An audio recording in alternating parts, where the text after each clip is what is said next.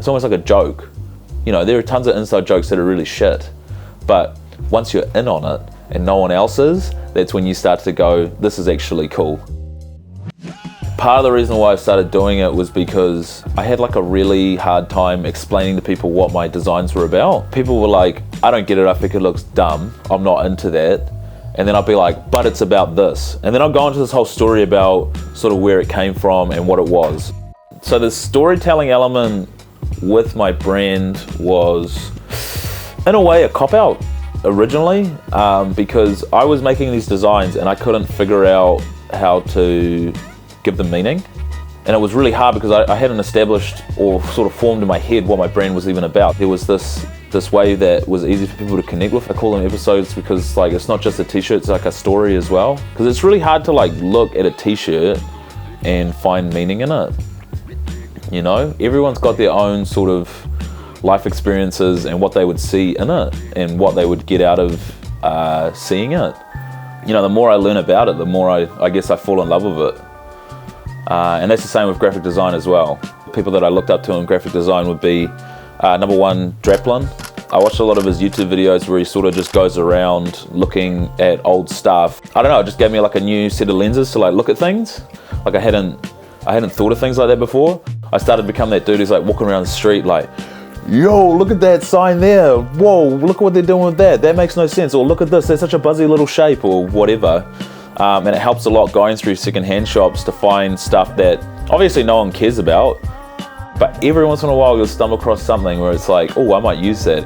I know that with my design, it's just a whole big culmination of like a whole bunch of stuff that I've experienced or seen throughout my life. For me personally, I like going to bookshops, especially secondhand bookshops. I remember finding this little magazine called Pageant for like 50 cents that was just beaten to shit.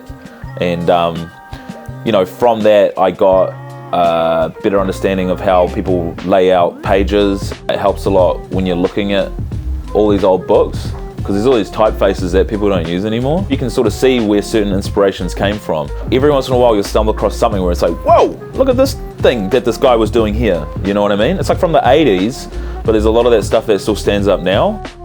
Another big design inspiration for me is David Rudnick. I mean, that dude's like he's so tight. A lot of my inspiration comes from other artists. I know that once I started design, I get really stuck in my head of where am I going with this, what am I going to do? But not knowing where you're going to go with it, what your inspiration is, all that stuff, it can be quite frustrating. Slowly I start to latch onto things, and then it slowly starts to form. You got to do a lot of research, you know? Everyone's got their own sort of methods, and fortunately, I've started to figure out what mine are.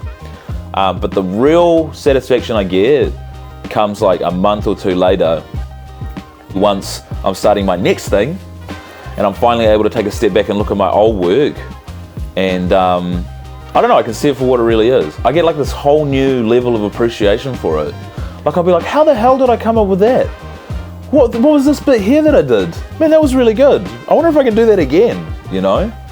And that's some advice I'll give to people. Save all your session files. Get a hard drive, just dump it all in there.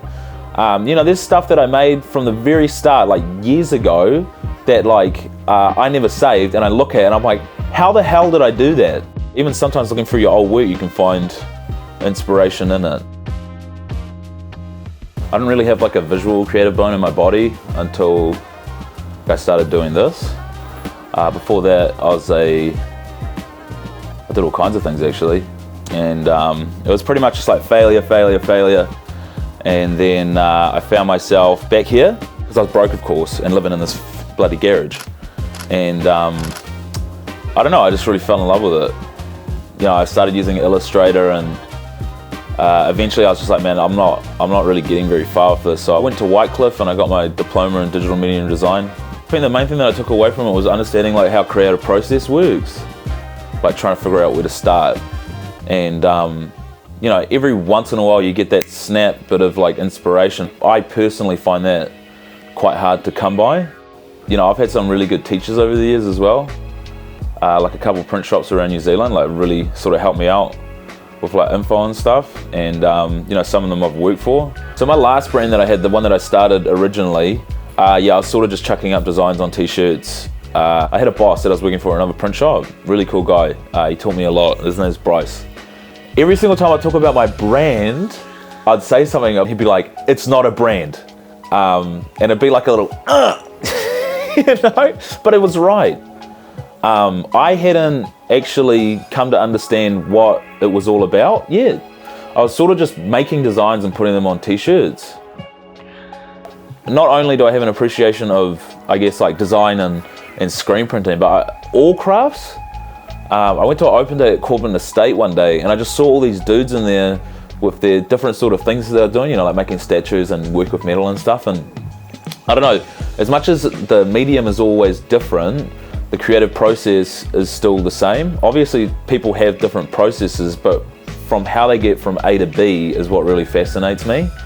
So I guess that's what my brand really is. It's about mastering your crafts, you know, putting in the 10,000 hours or whatever, doing stuff that you can appreciate later on. I think collectively, like a lot of people that have like different professions and crafts and stuff, we can all sort of relate on, and we can all take appreciation in each other's work, even though it's not the same sort of stuff. And I guess that's sort of what Scud Rat is about.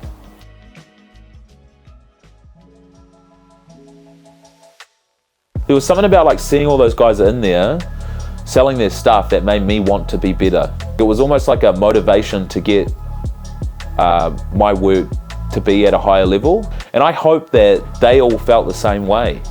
Because if we can all sort of work together in pushing each other forward, right, or upwards, the standard's just going to keep getting higher. We're all going to benefit, you know? And there's some really cool brands that have sort of come on board with it. I really like all of them. But that's the thing, like, they all have their own unique stories. And we, as individuals, are so different. Where the market's at now, it's pretty small. Like, I don't know if it'll ever get big or whatever. But it's just, to me, fun. Plus it gives us all like an opportunity to interact with the people that support us, you know? Because at the end of the day, without them, we wouldn't exist. And like, I would rather meet one person I've never met before in person at the market than have 10,000 people view my ad, you know what I mean? Because at least that has like meaning all of a sudden, you know? And that's something that I won't forget.